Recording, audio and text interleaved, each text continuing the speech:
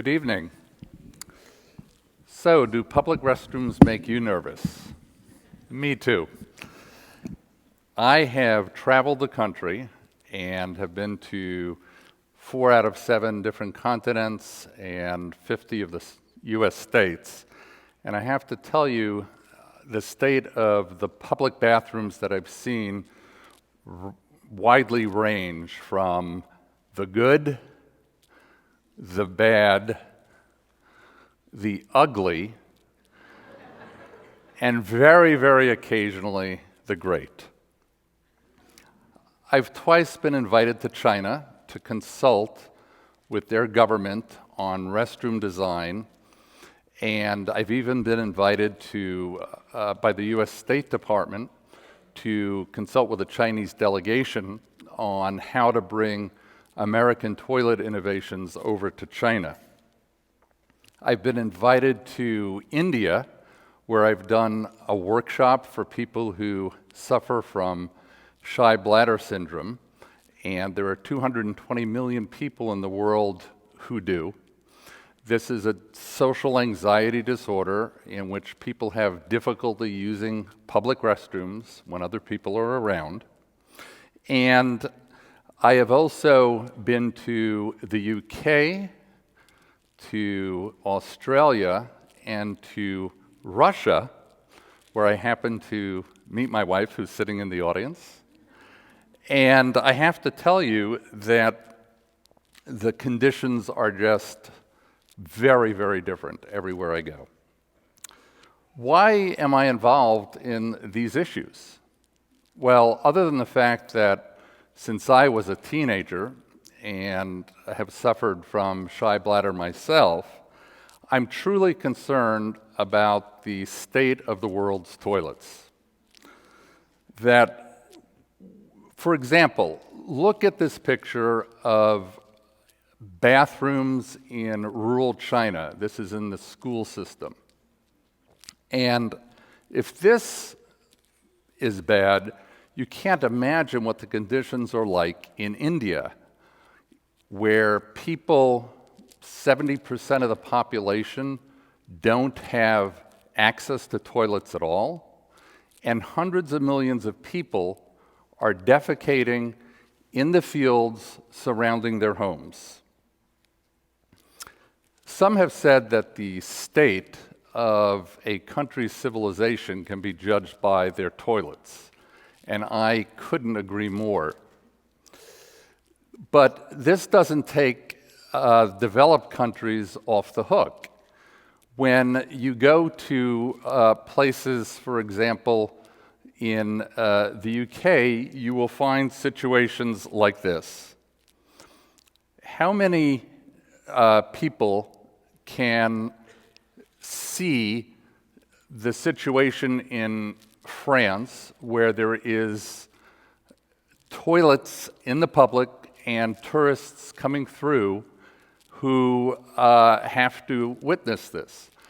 In Russia, during Perestroika, which is when the fall of communism happened about 30 years ago, people ended up urinating in the streets during a period of political and social upheaval. So there are many situations we see where the public toilet situation is deplorable. Now, if we go over to the UK, how many women in the audience can relate to this line in the bathrooms? Okay, I thought so.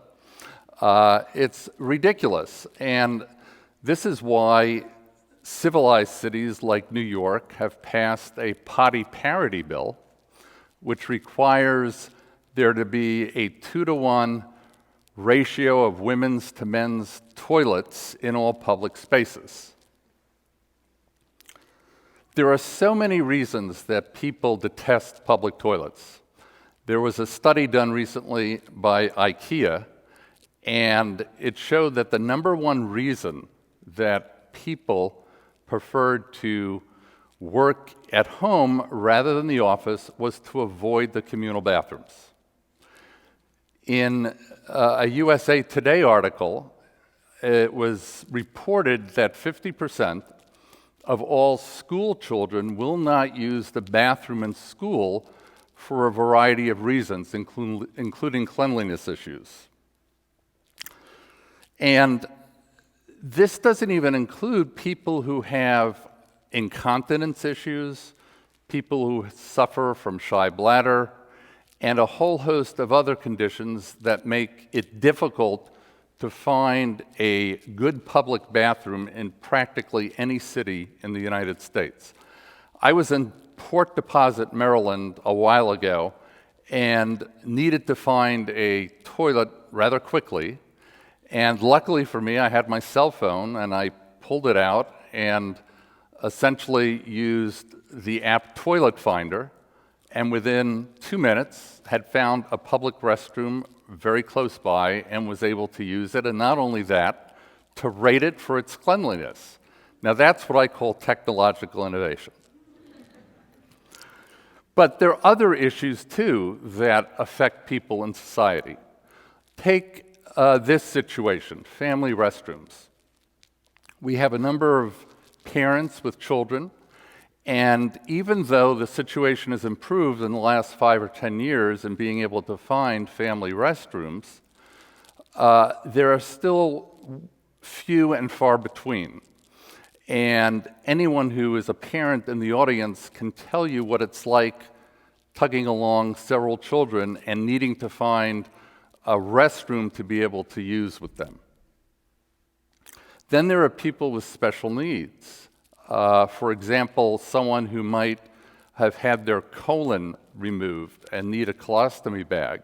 Well, where are they going to take that bag and be able to dump the waste properly? And it's almost an impossible situation for people who have that condition. Then we get to the issue of transgender people and public bathrooms. Now, this has been in the news for the last 5 years at least, and it's unfortunate that it's become such a public controversy because essentially there's a very simple and elegant solution to this problem. And an organization called the American Restroom Association, and yes, it exists, and I co-founded it, is working on a simple, elegant solution to the problem, which is simply to have a grand-scale porta-toilet system where you would have separate water closets for men and women and non-binary people, and you could go in and use it, and then you come out of the bathroom and essentially have a common sink area which everyone can use.